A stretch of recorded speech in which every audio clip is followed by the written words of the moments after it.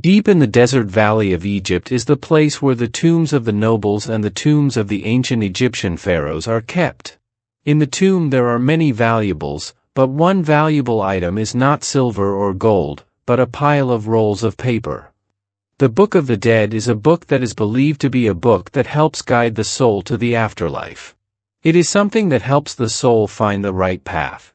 Originally, the Book of the Dead was for the pharaohs.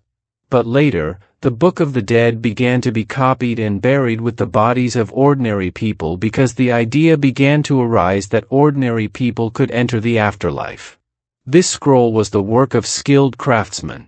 The Book of the Dead was first discovered in the late 19th century. Before that, more and more books of the dead were discovered. After a person dies, the body is mummified. The body is mummified because it is believed that in the afterlife, the soul of the deceased will reunite with the body again. This mummification process can take more than 2 months. In the mummification process, all the organs in the body are removed, except for the heart. The reason for keeping the heart is because it is believed that the heart is where both the knowledge and the soul of the person are stored. Salt was then stuffed into the body, and the body was wrapped in cloth along with various amulets. The Book of the Dead contained spells and rituals that would help the deceased pass through the stages of the afterlife. The Book of the Dead was an ancient Egyptian funeral book that was used from the beginning of the New Kingdom, around 1550 BC, to around 50 BC. Its original Egyptian name, RWNWPRTMHRW, translates to Book of Coming Forth by Day or Book of Emerging Forth into the Light. It contained a number of spells intended to assist the deceased in their journey through the Duat, underworld, into the afterlife. It was written by a number of priests over a period of about 1,000 years.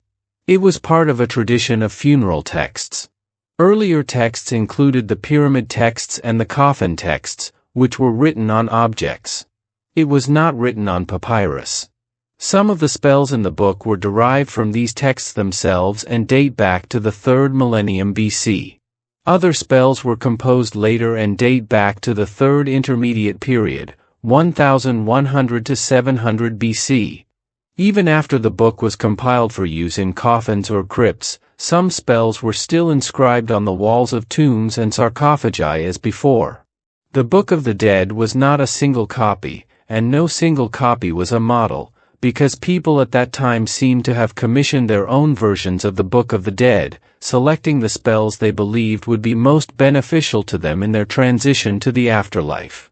The surviving documents today are various mystical and religious texts, mostly written in Egyptian hieroglyphics or hieracratic script on papyrus scrolls, often accompanied by illustrations showing the deceased and his path to the afterlife.